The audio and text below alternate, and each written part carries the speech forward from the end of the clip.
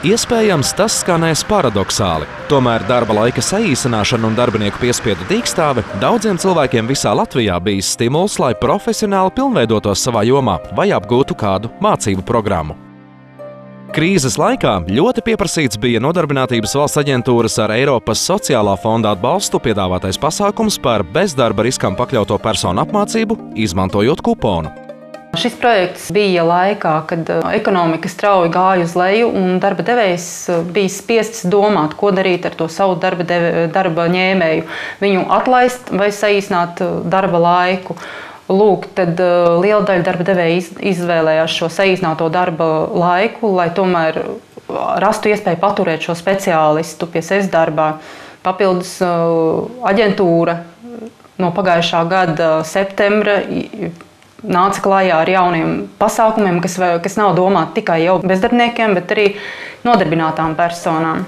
Līdz ar to šajā pasākumā varēja iesaistīt personas, kurām ir saīsināts darba laiks.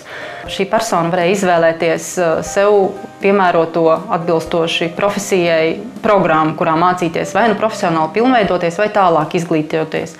Papildus saņemt 70 latu stipendiju. Līdz ar to viņam nevajadzēja ne papildus izdevumus par skolu sekt, ko sedz aģentūra, kuponu vērtībā līdz 300 latiem un kuponu vērtību līdz 500 latiem. Un 70 latus papildus saņēma. Bezdarba riskam pakļautajām personām šīs mācības ļāva paaugstināt konkurētspēju, apgūt jaunas zināšanas, un nevienam vien tas ir bijis arī stimuls pašam sava biznesa uzsākšanai. Ir arī cilvēki, kuriem tieši uzņēmuma dīkstāves laikā mācībās apgūtais vēlāk ir ļāvis pakāpties pa karjeras kāpnēm. Cilvēki, kuri varbūt tās ilgus gadus bija strādājuši savā nozarē, savā profesijā, viņi varbūt jau iegājuši, tā teikt, rutinēti darīt savu darbu. Viņam neienāca prātā, ka varbūt kaut ko varētu izdarīt savādāk.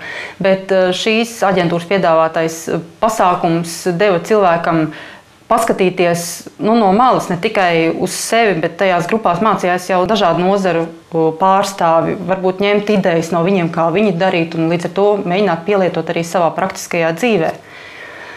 Un tas viņam neprasīja papildus nekādus izdevumus. Viņš savā brīvajā laikā gāja un mācījās.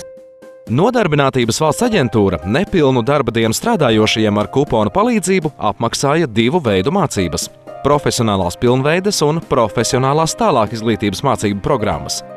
Abu veidu apmācību maksimālais ilgums bija 6 mēneši, un ļoti būtisks faktors bija arī šajā laikā maksātā stipendija. Es mācījos latviešu valodu kursos, turībā no māja līdz augustā. Un maksā man 70 latus. Sociāli atbildīgi uzņēmumi šo Nodarbinātības valsts aģentūras piedāvāto pasākumu izmantoja ļoti labprāt un uzskata, ka tas bija vienlīdz nozīmīgs un vajadzīgs kā darba devējam, tā darba ņēmējam.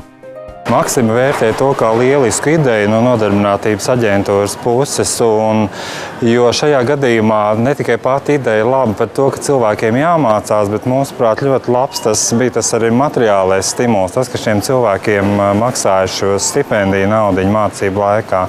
Līdz ar to mums nebija ne tik viena problēma atrast tos cilvēkus, kas iet uz tiem kursiem, bet patiesībā bija pat no mūsu puses gribētāji bija vairāk nekā bija šo iespēju iet. Un daudz cilvēki arī pēc šiem kursiem teica, ka labprāt vēlreiz būtu tāda iespēja, ka viņi noteikti labprāt izmantotu vēlreiz šādu kursu iespēju jau, teiksim, sarežģītākā līmenī kaut ko drusku vēl tālāk pamācītos. Šis pasākums darba devējam atļauj paturēt šo savas nozares speciālistu savā vietā, viņu neatlaižot, bet papildus iegūstot daudz zinošāku, daudz elastīgāku tirgus apstākļu personu, varbūt tās viņu apmācot, savienot tur lietvedību ar personāla daļu. Tā, lai viņš būtu elastīgs, viņš nevis darītu tikai vienu to darbu, ko viņš zina ļoti šaurā lokā, bet arī attīstītos vispusēji.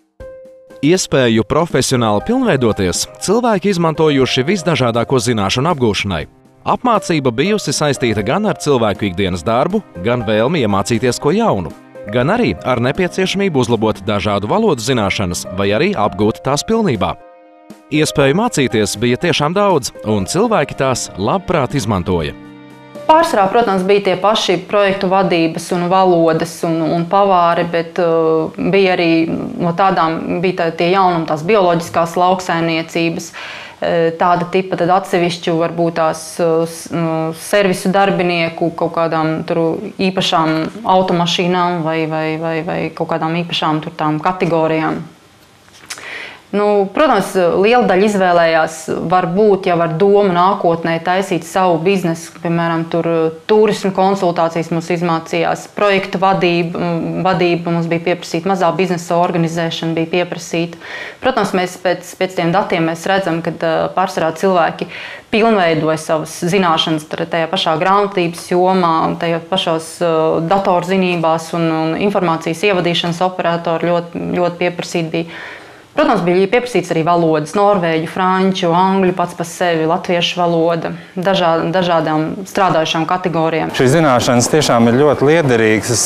Runājot ar tiem cilvēkiem, viņi visi izteica viedokli, ka viņi jūtas drošāk savā specialitātē, jo patiesībā viņi atsvaidzināja tās zināšanas, ko viņi kādreiz sen bija mācījušies, bet laika mainās un arī šis tas aizmirstās, un tagad tie cilvēki ir piemācījušies kaut ko klāt, uzspodrinājuši savas, vecās zināšanas, un tagad viņi vienkārši saka tiešām paldies par šādu kursu iespēju, un saka, ka viņi tagad savā darbā jūtas drošāk, un tā kā vienu skolu vairāk pabeiguši. Tās pamatā tiešām bija gan valodas, gan arī ar konditorējas un tādām, ēdienu gatavošanas lietām saistītas zināšanas. Bet pamatā mēs skaita ziņā paskaitījām, ka lielākā daļa no mūsu darbiniekiem atsveidzināja vai pilnveidoja latviešu valodas zināšanas. Un pēc tam tie cilvēki sacīja, ka viņi jūtas daudz drošāk un viņi vairs